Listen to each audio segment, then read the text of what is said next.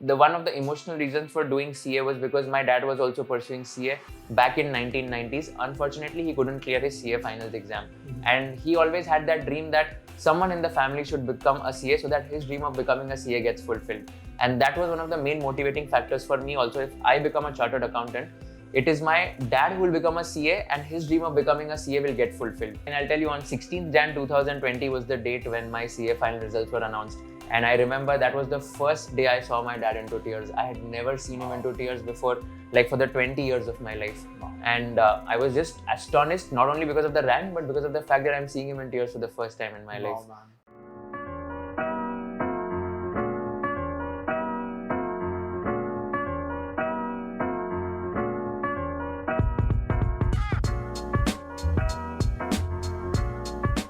Hey guys, welcome to the 33rd episode of the Indian Market Story. Today we have a really interesting guest with us, Mr. Kushal Lodha. Kushal you may know him as a finfluencer and influencer, but he's also a CA rank holder. He's also an author. And just because all of these things weren't quite enough, he's also a startup founder. KAGR is his startup. It's an online e-learning platform. So Kushal, can you please tell us how you managed to do all these different things and what your journey to this, to becoming a finfluencer has been like? Sure. Firstly, thank you so much, Varun, for inviting me. It's an absolute honor for me to be a part of your podcast. And I am very sure that you're going to through this podcast itself add a lot of value to your audience. So that is something which is like a commendable effort. So kudos to you for that. Answering your question, I think managing all these things have been a little difficult, like very difficult, but at the same time, it was very rewarding. So I believe in the concept of time prioritization and not time management. So I always set my priorities 1, 2, 3, 4, 5, whatever is the priority, and try to achieve them one by one. And that's how I started with my academic journey of CA, CFA, CCA, then started with my job journey at Aditya Birla Group, where I was working in different departments like corporate finance, corporate economics cell, Aditya Birla Ventures, which is a VC fund, and finally started my content journey as well. So all in all, I think setting your priorities and just ensuring that, okay, you want to do this thing, whatever will be required to do that thing is something which I am a firm believer of. So firstly, deciding what you want to do and then assembling things which will help you in order to do that thing is something I focused on. So that is the way I just did all my qualifications. Then I started working at a corporate and quit my job to realize that I want to follow my passion now. And that requires a lot of courage and a lot of guts as well, because you're in a very good high paying job, stable job. Every month you're getting a message that salary has been credited to your bank account. And now you're not getting a message all of a sudden after, let's say, you quit your job, right? So that is something which requires some sort of courage. But I think I had built a good safety net from the income from content creation that helped me in order to take that plunge as well. So all in all, the journey has been very rewarding for me as of now. Although I feel that entrepreneurship is very lonely in the sense that you need a lot of support from your team, from your co-founders, etc. But at the end of the day, it's very rewarding and satisfying if you're able to add value to your customers. Almost all of what you said, I completely agree, is 100% true. I want to come back to the entrepreneurship thing and why it's so lonely in a second. I feel with that, but I want to talk about prioritization for a second, because it's something I'm a very firm believer of. And I want to try and expand on that, because I look around, I speak to people, I feel like people don't prioritize things properly. And I want to try and, expand on that for a second, because what I see happening very often is people prioritize urgent items over important items. And that's a trap that people fall into a lot. So could you expand on, how you define what your priorities are? Because that's a big challenge for a lot of people. Sure, that's a very good question. So I'll tell you, the way of defining your priorities are pretty simple. Whatever you want to do in the next 2 days, or let's say 2 months, or even 2 years, whatever is your time horizon, first define that. Before deciding what is your priority, decide, okay, until what time you have to set a particular goal. Once you decide that, then it becomes easier for you to decide what is the priority in this time horizon. For example, let's say today, if I talk about 1 year time horizon, from 1 year from now, I know that I just have to build and scale my startup KAGR to a level where I will do it at an autopilot mode and I'll be free of just operations hassle which are going in the company. That is my next priority in the next 1 year. Going for an MBA, or let's say attending any family function, or just going out for parties and all, that is not my priority as of now, because I just want to focus on my startup in the next 1 year itself. I'm not saying that these things won't happen, but these are the second, third, fourth priority is what I'm trying to say. So first set the time horizon which is there. once the time horizon is set, automatically you'll get to know कि okay 6 महीने में क्या करना है और maybe 12 महीने में क्या करना है, 2 महीने में क्या करना है, and then in those 2 months just decide that what is the ultimate priority. For example, when I was giving my CA Finals exam in the 4.5 months leave period, the only priority was to clear the CA Finals exam and there was no other priority in my life. So that's why my entire effort and entire dedication was just to achieve that I at least clear the CA final exams, if not get a rank. If I get a rank, that's like well and good, which I ultimately ended up getting, fortunately, with God's grace as well. So all I'm trying to say is that prioritization is very, very important as compared to time management. And once you set a time horizon, set the priorities at that point in time. What are the best 3 priorities? And don't go on achieving them all at one time. Like for example, again, I worked at Aditya Birla Group. I had my CFA level 3 exam. I had to create content on my social media. All these 3 were my to-do list at one point in time. But I focused, okay, 10 days before the exam, CFA is the priority. I cut out the other 2. I did not create content for 10 days. I took a leave from my office. I did not go to the office. Once this is done, I went to my office once again. This was already struck off. I ensure that I'm not creating content on weekdays because I have to focus on my work. Once this is done, on weekend, I don't have to go to my office. I have to go focus on my CFA exams. I have to focus on my content journey. I am creating content on YouTube, Instagram, LinkedIn on weekends and then uploading it over the week. Mm-hmm. So this is how the example here which I'm trying to give is that don't go by on solving them all 3 at a time. Just go on building one or focusing on one. And once that is done, then go on building the second. So once like you struck off all these items, then automatically you can reward yourself and incentivize yourself. This is my mantra of being productive as well. I think that's a really, really good way to approach it. And I really hope that people take that to heart. But I guess coming back to your journey a little bit, why did you choose CA and CFA in finance and business? Yeah. What drove you in that direction? Sure. So I am I come from a family background of entrepreneurs and I am a Jain Marwadi by my religion, right? So we have this business mindset in our blood itself. And my dad always told me that, you always have to focus on ROI. Like wherever I go, whatever I am doing, ROI is a concept which is struck in my mind, return on investment. Be it the time that you're investing, be it the money that you're investing, return कितना आ रहा है वो तुम लोग देखो. Invest करो, no doubt. मतलब invest ज़्यादा भी amount करो, but return कितना आ रहा है, that is something which you should really care for. And this learning which has been taught to me by my dad right from my childhood has been inculcated in my mind. For CA course, you spend 3.5 lakh in total in 5 years. You get your first job at, let's say, like my first job was 18.25 lakhs per annum, which is a 6x ROI. In the, let's say, in monetary terms. Of course, there's a lot of time which is also involved. The opportunity cost of time is there. But just monetary terms, if you see, the ROI is very high. And therefore, I was like, कि CA कर लेते, इसमें ROI भी ज़्यादा है. Plus, I am a very big finance enthusiast. I love playing with numbers. And I love dealing with, let's say, handling money or maybe managing money and all. So that's why I thought CA would be a very good course. These were like the technical reasons. One of the emotional reasons for doing CA was because my dad was also pursuing CA back in 1990s. Unfortunately, he couldn't clear his CA finals exam. Mm-hmm. And he always had that dream that someone in the family should become a CA so that his dream of becoming a CA gets fulfilled. And that was one of the main motivating factors for me also. If I become a chartered accountant, it is my dad who will become a CA and his dream of becoming a CA will get fulfilled. Wow, because every parent in the world would want their child to go beyond what they have achieved in their lives. Yeah. And that is something which really motivated me in order to just become a CA, CFA, whatever it be. So that was one of the motivating factors for me to do this. Wow, man, what a journey. Not only did you clear your CA, you also became a rank holder. Your dad must be incredibly proud of you, man. I hope so. I hope so. But yeah, I mean, I'll tell you, on 16th Jan 2020 was the date when my CA final results were announced. And I remember that was the first day I saw my dad into tears. I had never seen him into tears before, like for the 20 years of my life. Wow. And I was just astonished, not only because of the rank, but because of the fact that I'm seeing him in tears for the first time in my life. Man. So I think that moment cannot be expressed. All the sacrifices that were there were worth it on that results day. And I could just see like the environment which was going around at that point in time. So it can only be felt. That moment cannot be expressed in words. Wow, man. That's a really, really beautiful story. So for, I guess, hundreds of thousands of other kids like you were, that are all looking to do their CA, that are all looking to study and become CAs and maybe be rank holders. Could you maybe talk about your journey of studying? Because that CA is a very challenging exam.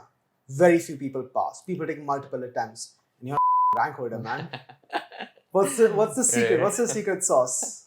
Sure. I think God has been kind enough to support me in my academic journey, and there's also some sort of luck which I feel it's there in my ranks in all the CA exams.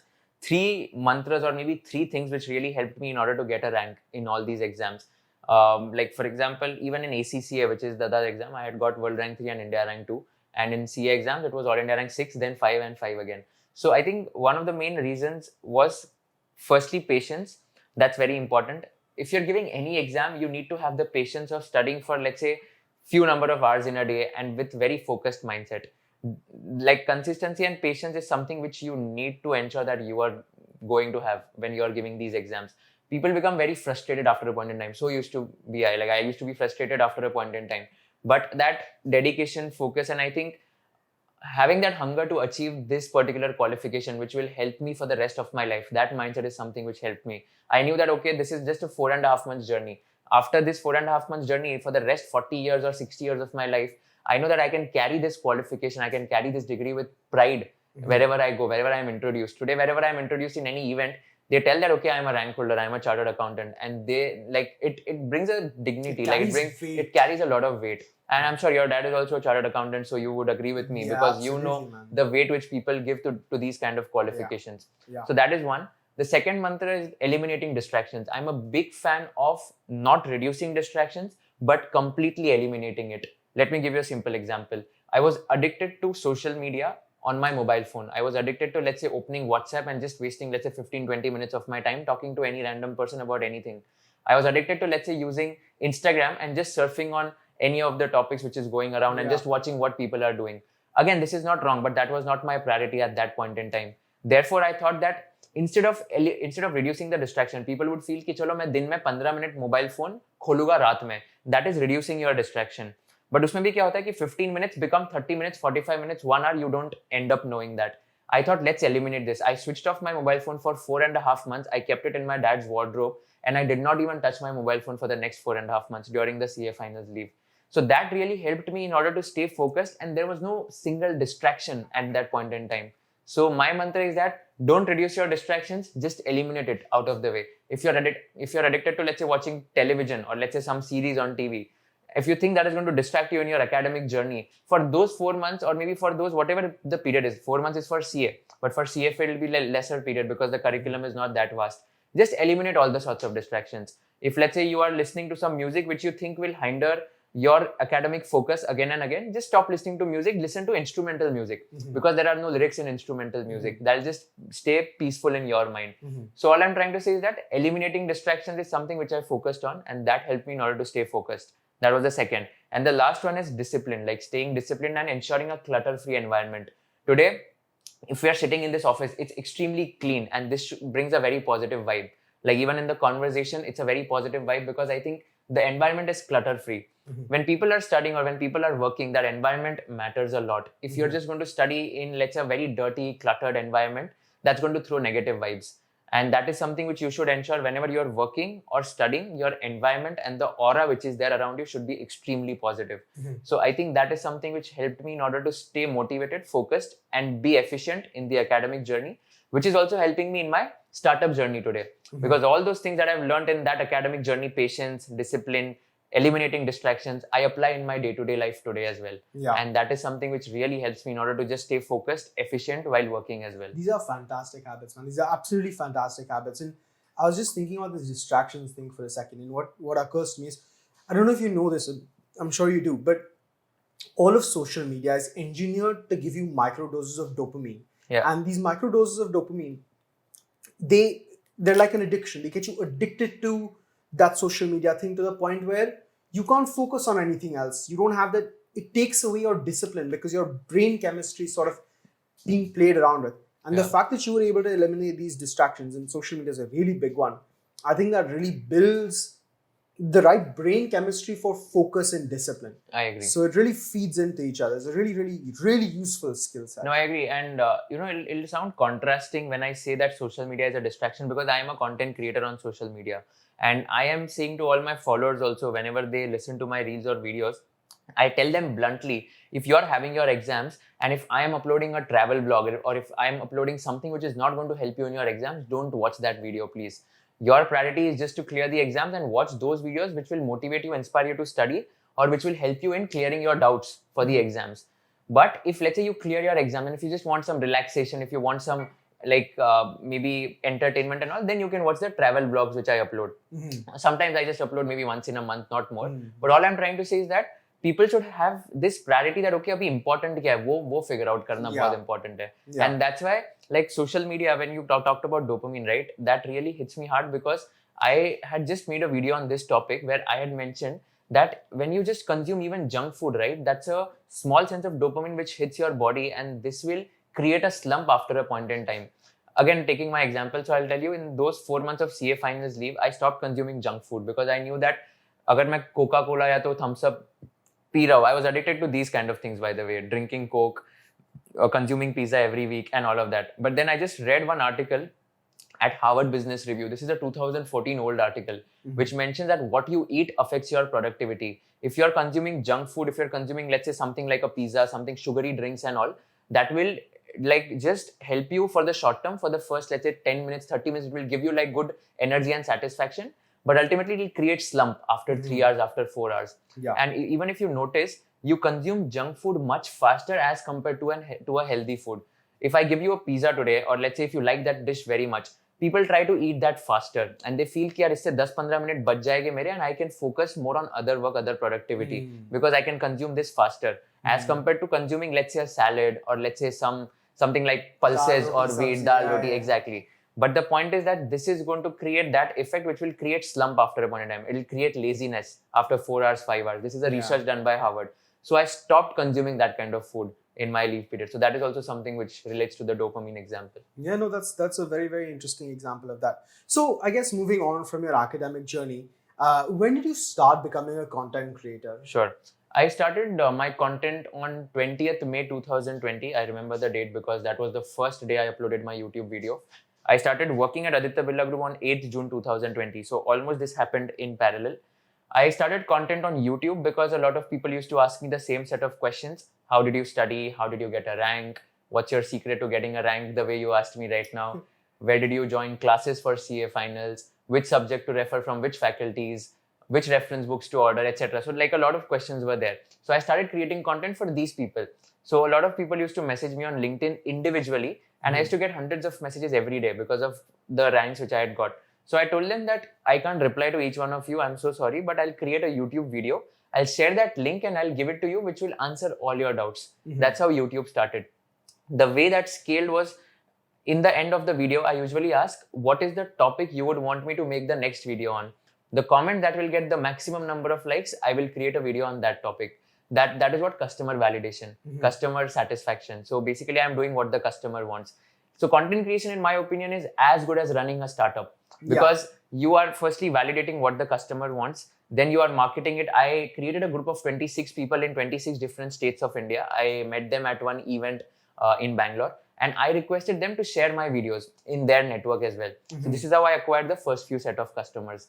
Then basically content creation and startup can be related in the manner that how do you, without spending anything, reach a wider audience. So I did not spend anything on marketing because this was very organic.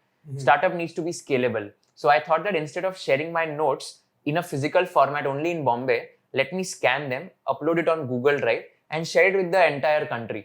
So it's scalable model. Basically, people can just share it with each other and download and then print if they want.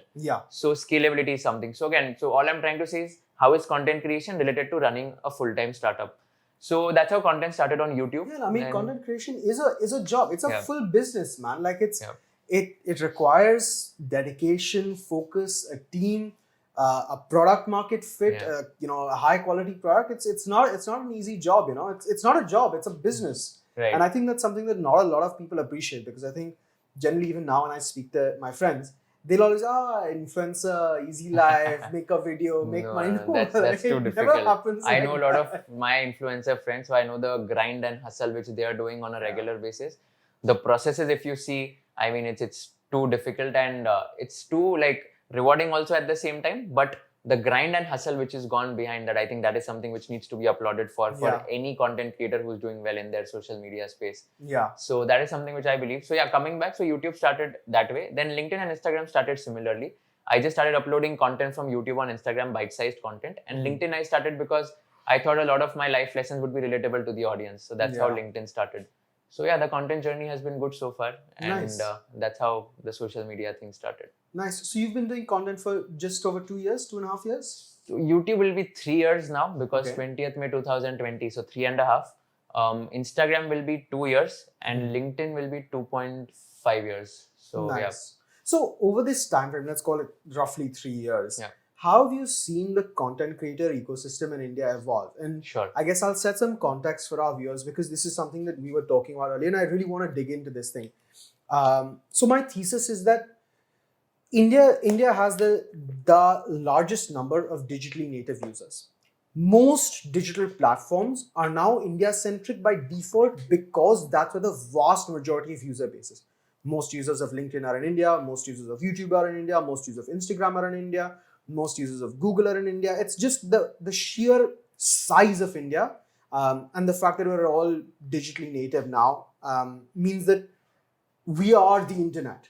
And as a consequence of that, when you consider the creator economy, India stands to benefit disproportionately, or so is my theory, that India will benefit more than any other country purely on account of scale, right? Because there's going to be more content creators here than anywhere else. We're going to be content creators for the world.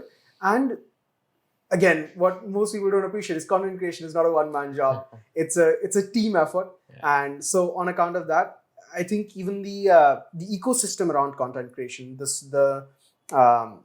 all the people that work in the industry are also probably going to be more India-centric. Just like IT services was the big boom of the 2000s, content creation outsourcing or freelancing for content creation is, I think, going to be a big boom in the next 10 years. But you would obviously have a much better perspective because you've been in this journey for 3 years. So how has this ecosystem evolved? Sure. So I'll give you a very crisp insight here. So there was a report by Kalari Capital on the creator economy, and it mentioned that in 2014, there were 12 YouTube channels with more than 1 million subscribers in India. This same number in 2020 is 1200. So it's almost like a 100x jump in a span of like 6 years itself on YouTube itself. So if you see, like today also, this number now 1200 would have gone to 2500. I read somewhere that in India today, there are now 2,500 YouTube channels with more than 1 million subscribers. So if you see this growth of, let's say, 100x and even more in a span of 6 years itself, this is itself a good example that the creator economy is booming a lot, especially as far as the Indian economy is concerned. Similar stats are there for Instagram and LinkedIn creators. LinkedIn doesn't produce a report, but Instagram also, like, I don't have the number for 2014, but in 2020, people with more than 1 million followers on Instagram, this number is 10,000 on Instagram. Wow. In 2020. So this is a big number. And of course, like there are some accounts which have like some fake bots also. But all I'm trying to say is that this is a big number as far as the creator ecosystem is concerned. Over the last 3 years, what I feel is that because of COVID-19 pandemic, a lot of creators were born and their talent was showcased to the Indian economy. Like I know a lot of my friends who started creating content in finance and they are booming now in the last 3 years. Because in COVID, like people had nothing to do except just watching content on Instagram or YouTube. And because of this social media presence, right, a lot of people have started becoming creators because I think the barrier to entry is very low in the creator economy. Yeah. For LinkedIn, you just need to write a post a photograph, and you become a LinkedIn creator. If you add value, you'll get traction. For Instagram, they made it simpler. You can just record a video from your iPhone. You can just upload it on Instagram, and if it goes viral, then you can just start creating it. It became very easy for people to just create content. Like even few of my friends, like one of my friends, he started creating content on finance. Up to 1 million followers when he reached, he used to record his content only through a mobile phone, without even a microphone, without a camera, like no investment. It's just that he's recording through his iPhone, and Instagram has that editable features also, using editing from that feature itself and just scaling. One of my other friends, CA he's like one of the best creators I've seen on Instagram now. He's at 1.6 million followers. He has rupees 0 investment on content creation. He records it. His wife records the videos for him. They add subtitles. Instagram has that feature, auto subtitles. Yeah. So if you add that auto subtitles, like whatever you're speaking, the subtitles will come automatically. And they create the reel cover by uploading the photo on Insta story, type something, whatever is the caption, save that story in their mobile phone. And this photo is now a reel cover for the reel which they are uploading. So the investment is 0 in monetary terms. And every reel has like more than 5 lakh views, 6 lakh views on an average, because people are following for the insights that the person is throwing. So the point of mentioning or bringing all these things is that the creator economy is going to boom in India in the future. You've seen it from the past statistics, which I just mentioned. Even in the future, brands will leverage distribution of these creators in order to reach to a wider audience. Yeah. In 2021, because VCs had poured in lots of money in startups, these startups had like poured a lot of money in the influencer marketing industry in order to just acquire the customers. But of course, this has dried down because of the funding winter which is there. But all in all, I feel that the creator economy is going to be there. The life cycle of a creator can die. Like for example, one creator can be there for 2 years or 3 years. But the creator economy is not going to be there for 2 years, 3 years. It's going to be there for the next 20 years, 40 years. In fact, I feel that every founder is now going to become a content creator, and every individual is going to be a creator, because distribution is the game ultimately. Today, people are relating to the product not only because of the product, but also because of the founder. Let's say Mr. Aman Gupta, he's a shark in Shark Tank India. People are purchasing products of both because they like the questions which Aman Gupta is asking on Shark Tank India, or they like his personality, fun-loving nature, and like a very overall all-rounder kind of a personality. So people will relate to products of founders because they like the founder also. And every founder is now going to become a content creator, and they are going to focus on building their personal brands. So I feel everyone is going to be a creator in the next decade, is what I feel, because ultimately building your brand is as good as building a company's brand. People will remember the brand, and people will also remember you. So both of them are equally important. Today, let's say even I am doing content. Why? Because I know if I build my own brand, it will be easier for me to build my company's brand. Today, let's say even if you are creating content, podcast, right? So people will get to know more about what you are doing, what the company is doing, etc. So that's an added advantage. And this is a good way of adding value to the audience as well. So people first want value through the content, and then you can acquire that customer, because that customer will feel कि इसने बहुत value दिया है, इसका product तो खरीद के देखते हैं एक बार.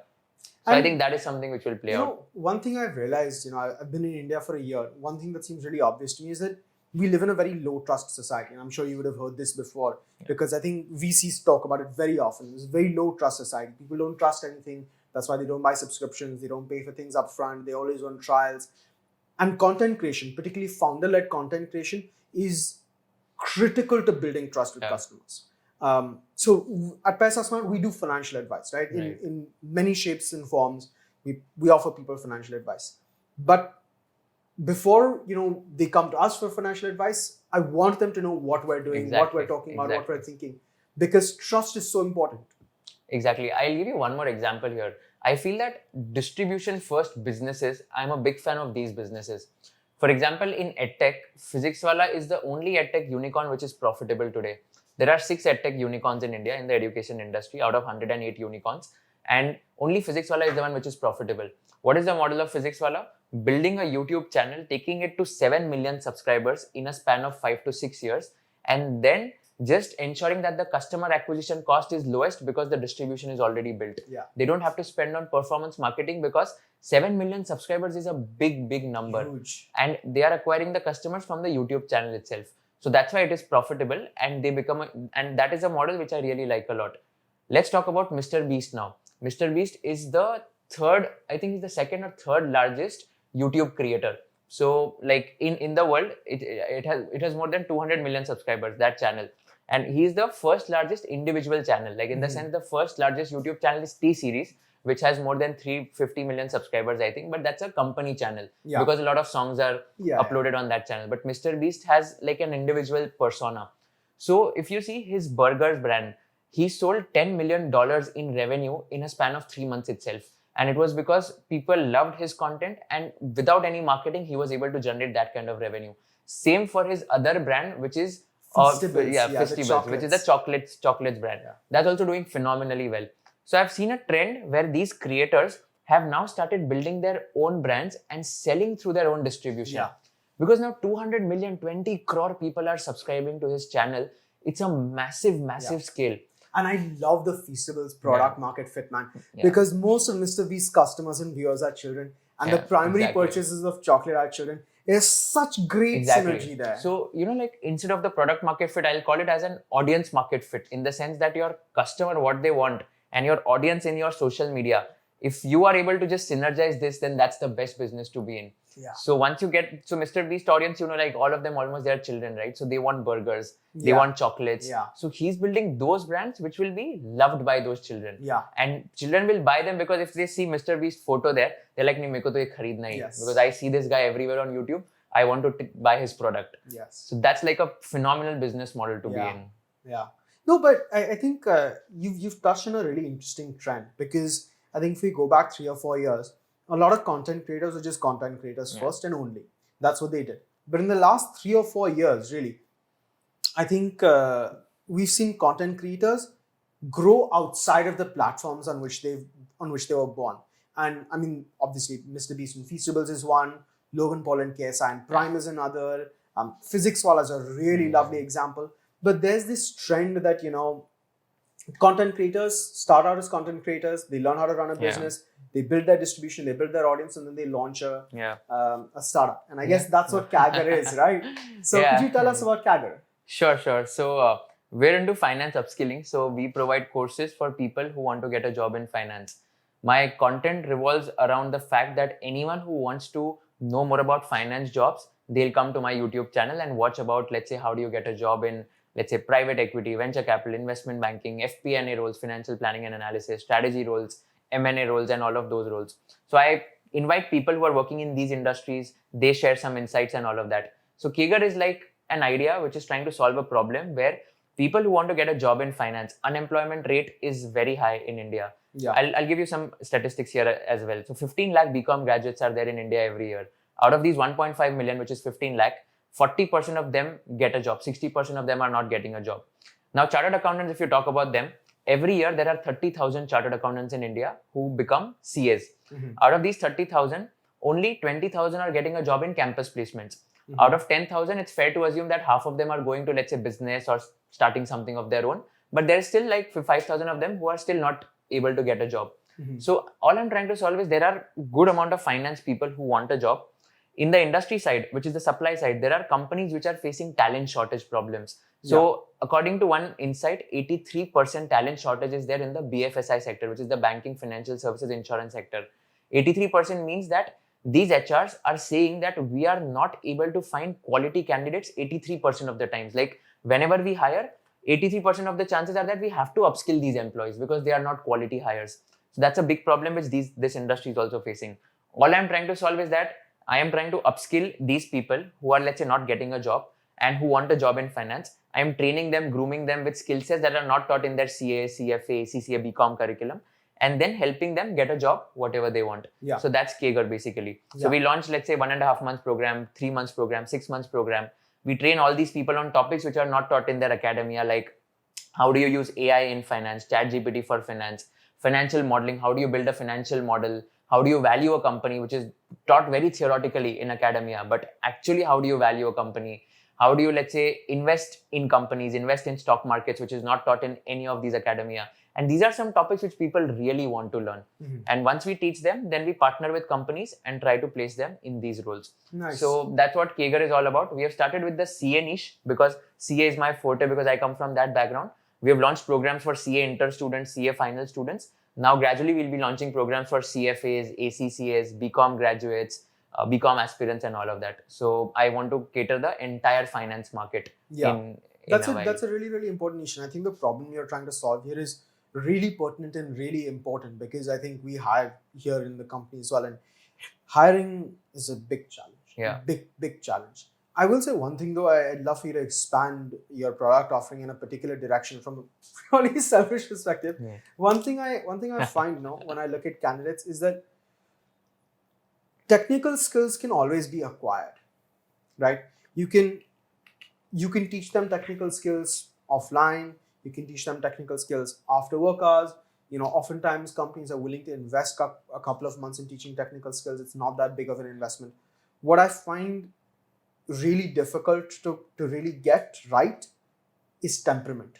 And that's a really difficult problem to solve, because the thing is, now you can have a really smart person, but if they have the wrong temperament, they're the wrong hire. And a really, for lack of a better word, really dumb person, the right temperament is still a good hire. And I'll give you an example maybe of your journey. I think when we spoke at the start, what made you successful was your temperament, right? Like your discipline, you're cutting out the social media, the organization skills. So if there's something you can do to improve people's temperament, please do that. Yeah. Sure. That's a very good point, actually. I think temperament, even Warren Buffett mentions that temperament is a skill which is very important in investing as well. Like investing is more about psychology than more about analysis and all. Of course, like a successful trader will become successful when he has like good temperament, in the sense that he's able to manage those He's able to manage those emotions. Exactly. When there is a loss in trading, like managing those emotions, not panicking, and just ensuring that okay, things will go better after a point in time and all, that is very important for a successful trader. But what I feel is, like, my thesis here is that's a skill which will come over time, which is inbuilt also. I mean, that is a skill which cannot be taught overnight, or let's say over a period of 10-15 days, because that's a very person oriented trait. Like some people can be short tempered, some people can be, let's say, very cool, very calm even in stressful situations. So those behavioral aspects, I think that will come over a period of 6 months or 12 months with experience, is what I feel.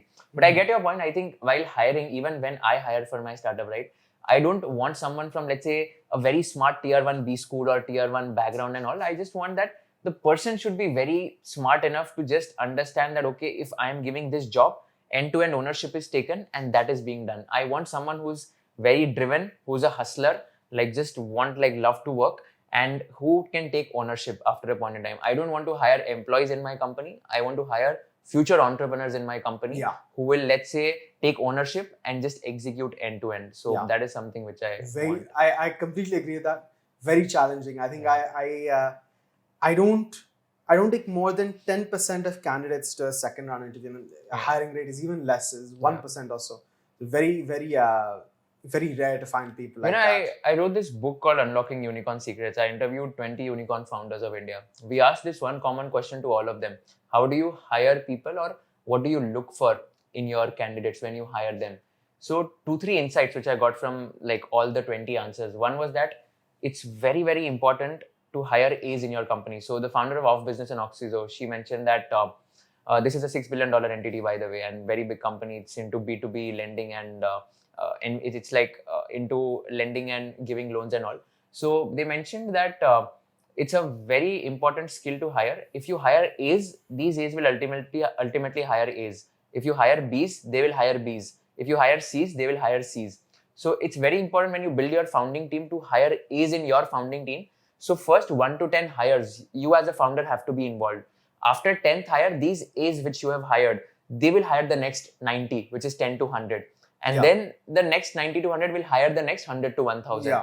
So the point is to hire the first A's, first founding team is very critical. That is one.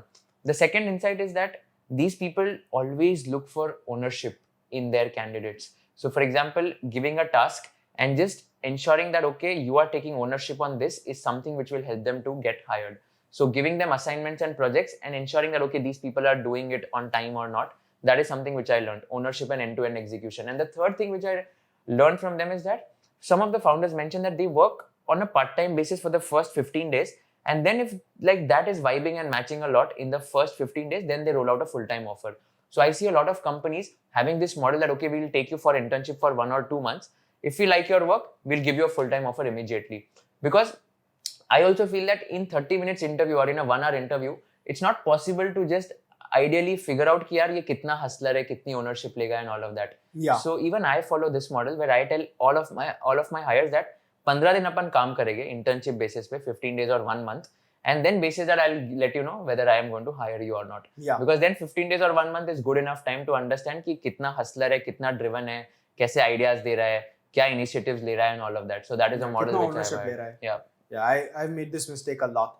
It's a big mistake, and rolling back from this mistake takes a lot of pain, energy, effort. It's not easy to make bad hires, then get rid of them, then replace them with good hires. It's 2 steps back and then you're catching up. It's a big problem, but it's good, and it's a really important insight for anybody that's starting a business. Hiring is really, really critical. I agree. So what's the commercial journey with KAGR? Have you raised any funds, or are you fully bootstrapped? So as of now, we are fully bootstrapped. It's a 6 months old company, and I might raise capital in the first half of the next year, once we hit like to a good amount of revenue and all. But as of now, I think it's a profitable from day one kind of a business, because our customer acquisition cost is zero because of the social media presence that I've built. So we don't spend on marketing, and we acquire customers only basis my social media and the word of mouth. So it's a profitable from day one kind of a model. I don't really need funds as of now, because I can just plow in my reserves and surplus or profits back into the company, which I do, of course. But I might raise capital because I want to get into offline presence also. I have realized one thing in the education industry. Education can never be completely online or completely offline. It has to be omni-channel. The way retail in India is omni-channel. We have like people who are just doing online. Also, we have a lot of offline stores, a lot of malls where people want to go and have that physical experience. The way retail is omni-channel in India, I feel even education has to be omni-channel in India. Completely online, you won't get that kind of a network peer-to-peer learning in an online setup. In completely offline, you won't get that scale because you can just reach out to a specific set of audience. But all I feel is that I want to develop a program or a course where people can come offline for some courses, some programs, and then they can attend online for other parts of the courses which is there. So for opening offline centers in multiple cities, that is something which I'm going to raise capital for. So that's my plan for KAGR. And that's what I've also realized. If you see Unacademy, Physics Wala, Upgrad, all the edtech unicorns, they have started investing in offline centers. All the three companies that I mentioned have started focusing more on offline expansion, because after COVID-19 pandemic, there is a serious amount of students who are now saying that we want to go offline and we really want to network and we want that offline experience. We are bored sitting online in front of a laptop for 3 hours every single day and just listening to a faculty, etc.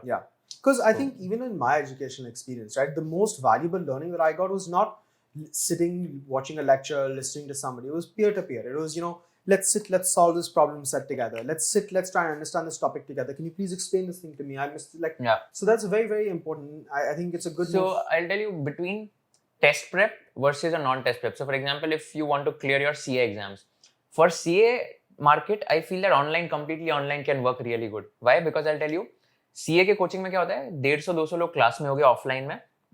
No one wants to network with each other, and the faculty is teaching in front of the class for 3 hours non-stop, and people are like just sitting on the desk solving the assignments, and like there is no practical involvement in the CA case. In the sense, people are not divided into groups, they are not networked, they are not given activities, because the CA coaching, like students just want to clear their exams. So that's why in the CA market, everyone has now shifted to online. No one does it offline. Like even the best of the best coaching institute, like they want to do it online because people don't want to travel, especially in Bombay. They don't want to travel from Andheri to Churchgate for a class and again traveling from Churchgate to Andheri for their offices. So for the CA market, online will work very well because you don't require that networking or peer-to-peer learning. However, if you want to do an MBA, if you want a very good overall exposure in terms of personality development, I think online to bilkul nahi ho sakta hai. That has to happen offline.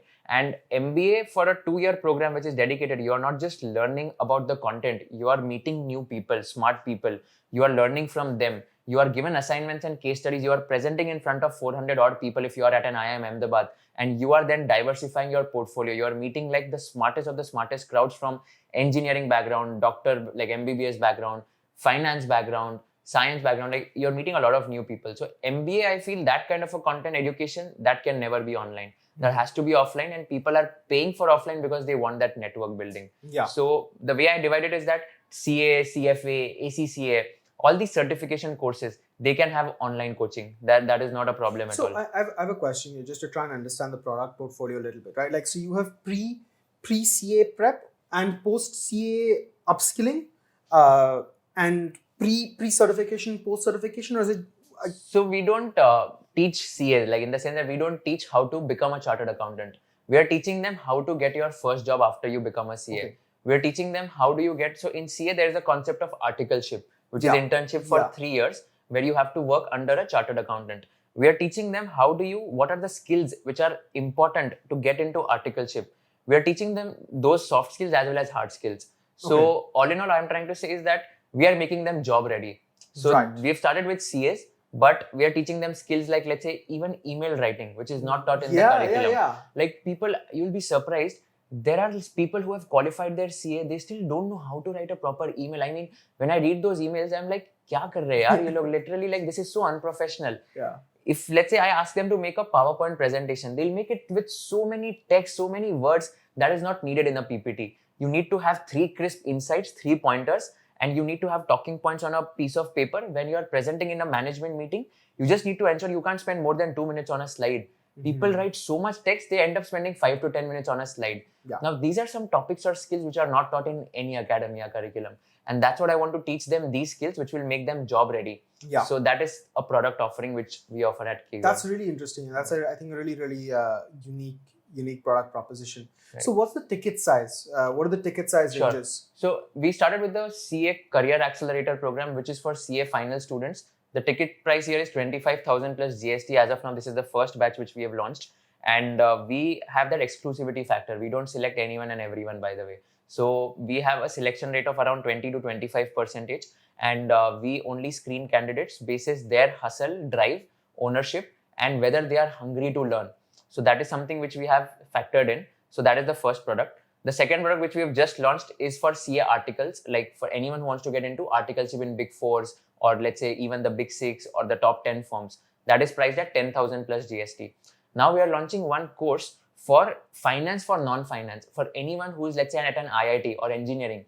20% of the IITians want to get into private equity, venture capital, investment banking, management, consulting. And this is also a good market. They don't know the basics of accounting. They don't even know the finances. What is revenue? Revenue minus COGS is gross margin. Gross margin minus expenses is net margin, profit margin, and all of that. So PAT, PBT. They don't know anything about these terms. So we are launching a 6-month course for them and then helping them get a job in finance. Okay. So that is something which is under the radar. So as of now, only 2 products are live. First, we started off with rupees 200, rupees 300 master classes for 2 hours. We scrapped that model off. That was like one of the mistakes I made. We didn't used to get serious students. Although we used to get 400, 500 students every batch, but the completion rates were very low. And we found out that 200-300 के लिए कोई वो सोचेगा कि यार छोड़ो ना 200 ही जा रहा है तो मैं नहीं खरीदूंगा, क्या ही फर्क पड़ेगा. मैंने खरीदा भी है तो मैंने लाइव अटेंड भी नहीं किया तो फर्क नहीं पड़ेगा मेरे को, because 200-300 is the amount. We then immediately realized that let's pivot from a low ticket size high volume model to a high ticket size low volume model. And that is something which has turned out really well for us. In the first batch, we got 90 applications. Out of 90, we selected 25 of them in the first batch. Now, in the next batches onwards, we are going to increase this 25 number to, let's say, 40, because the applications will also increase because of the word of mouth. But we want exclusivity factor. We want this to be the smartest batch of the CA. And all these 25, 28, 30 people will just love to be with each other. So that is the that'll criteria. become a great network. Yeah. So I guess offline distribution then becomes very critical. Exactly. And that's why I would raise capital for the offline thing and not for the online thing, because online with the cost is only Zoom subscription, nothing else. Like there is no other cost and faculty cost. That's it, like, which is also not very high. It's like around 25 to 30% of your revenues and not more. But offline, but I guess the value add for the product will really go berserk when you go offline. But the cost will also similarly go up. So that's why I think the ticket size will then need to be increased for the offline thing, because in offline you have to manage about the food, about the rentals, about the maintenance costs, like even the faculties will need to come because they have to be offline and all of that. No, very interesting. I think you got a really interesting journey ahead of you, man. Hopefully. And I truly wish you all the absolute best. I think you're doing a really great job, and let's connect after this. Let's see if I can recruit from you guys as well once you go offline, because this is a really pertinent problem you're solving. I guess moving on, we've talked about your content creation journey, your startup journey. Do you have any advice for people out there that are like you, hustlers, people that want to take ownership, that are very young, 16, 17, 18? How should, what if you were to talk to yourself when you were 16, what advice would you give yourself? Okay, that's an interesting one. One piece of advice which I'd like to give to my 16-year-old self is that don't overthink a lot, or maybe don't overstress a lot. I feel that in the last couple of years, or maybe after I took a plunge, I used to overthink a lot, and I used to be like, agar ye nahi hua to kya? What if I fail? Society kya sochegi? And I have been like an academic, like I have had a good success in academic journey in terms of the ranks and all. Agar maine startup chala nahi paya to kya muh dikhaunga main? Like, instead of thinking and wasting your time on these topics, think about how you can achieve what you want. Like in the sense कि okay, अगर तुमने decide किया कि ये level तक जाना है, instead of thinking कि अगर मैं इधर नहीं गया तो क्या सोचेंगे, think about कि इधर तक मैं कैसे जाऊँगा. And ensure that you are just taking the entire effort just towards focusing कि इधर तक कैसे जाओगे. Even if you fail and you are not able to reach there, scrap the products, scrap that business model, pivot fast. I think pivoting fast is not bad. Like people think यार ये startup ने pivot कर दिया business model मतलब इनका चल रहा नहीं है. That is not bad at all. In fact, the right way of thinking it is कि यार the founder realized कि ये नहीं चल रहा है, product scrap कर दिया, he's moving on to a better idea now. So he's learning from the mistakes. I feel that if you fail very fast, you will become very good after a point in time. So that is my advice. Like fail fast, fail quickly so that you don't fail very often once again. Yeah. So that's a quote which I use, that you should keep experimenting, keep trying. Don't think what others will think about you. कभी ना कभी consistent रहोगे ना एक चीज fly off हो जाएगा. So that is one advice which I like to give. So one quote which I am firm believer of is that you can live with failure, but you cannot live with regret. So not starting up or maybe not doing what you wanted, इसका जो regret रहेगा ना वो तुम्हारे साथ lifetime रहेगा. But अगर तुमने start किया and fail हुए तो ठीक है उससे तुम लोग जी पाओगे. But with that guilt, with that regret of not starting this, you cannot live with that. कि यार मतलब 40 साल बाद you will be like कि shit मैंने अगर ये start कर लिया होता तो मैं आज कहाँ के कहाँ होता. You cannot live with that guilt or regret. A beautiful saying. You can live with failure, you cannot live with regret. Exactly. And I see so many people that are so scared of failure, they don't try anything and they end up living with regret. So I'll tell you my example again. So my first YouTube video got 200 views in 7 days. The last YouTube video got 70,000 views in 3 days. So this is the journey in the last 3 years. Now let me give you a LinkedIn example. First LinkedIn post got around 15,000 or 20,000 impressions because I had posted the CA final rank. The last few LinkedIn posts get around 1.5 lakh to 2 lakh impressions. This is over a period of 2 years again. The first Instagram reel would have got what? 4,000, 5,000 views. The latest Instagram reels get around 1,50,000, 2 lakh views on an average. Again, over the last 2 years of content journey. Now, if I wouldn't have had started, ये number बढ़ने ही नहीं वाला था. मतलब अगर मैं सोचता कि यार अगर मैं लोग क्या बोलेंगे मेरे कंटेंट के बारे में, लोग हंसेंगे, मैं ऐसे कैमरा में आ रहा हूँ, अच्छी बात नहीं कर पा रहा हूँ, तो मैं कभी स्टार्ट ही नहीं कर पाता. But again it's because of consistency. I don't want to sound as if I am flaunting और boasting. All I am trying to say is कि ओके वो कंसिस्टेंसी कभी ना कभी तुमको वो रिवॉर्ड देगी. No of course I think what you're making, the point you're making is extremely important, because the most important thing anybody can do is try. And people don't try enough. Exactly. Again, giving example of Sarthak Ahuja, I love that guy and I really like his content. And I mean, for anyone who wants that business insights knowledge, just like his reels are one of the best in the industry. For the first 6 months, even more than that, for the first 10 months, he was stuck at 10,000, 15,000 followers, but he used to upload one reel every single day. Every day fixed था कि एक reel जाना ही जाना है. Don't care about the views, don't care about anything. अगर एक को भी पसंद आ रहा है मैं क्या बोल रहा हूँ वो upload करता था. And that is what helped him today also. In the last 2 months, 3 months, he shot up from 400,000 followers to 1.6 million followers. Wow. Only in the last 3 to 4 months because of the consistent content. And when I talked to him, like he just made a post on this. Like कि कैसे first 8 months में he was stuck at 10,000 followers. And in the last 4 months only, this shot up significantly. Like it really motivates everyone. Like if you be consistent and if you be patient, like things will work out for you. Even Mr. Beast, first 100 million subscribers. I don't know the exact time, but it took him like a long time to reach there. I think more than 5-6 years. 100 to 200 million subscribers, it took him like only 1 year to reach from 100 to 200 million. So if you see like the graph is exponential. But ये जो starting का ये होता है ना, इधर तक सबसे बड़ी problem होती है. Once you be consistent and once you cover up this graph, going from here to here is not that difficult. Yeah. So 0 to 10,000 is very difficult on YouTube. 10,000 to 100,000 is more difficult. Easier than 0 to 10,000. And 100,000 to 1 million is easier than 0 to 10,000. Yeah. So 0 to 10, so 0 to 1 journey bolte hai startup mein, which is the most difficult. That is the same in content also. Yeah. 0 to 10K is like the most difficult. Once you crack that, then 10 to 100 is relatively easy. 100 to 1 million is relatively easier. Yeah. I really appreciate that because I'm so early in the content creation journey, and I really hope that we can get to 10K soon. Of course. But I'm going to take your advice absolutely hard, and over here we're going to continue to try, and we're going to continue to stay consistent. Yeah. And we're going to not worry about failure. Yeah. And I guess on that note, I just want to thank you so much for coming on the podcast.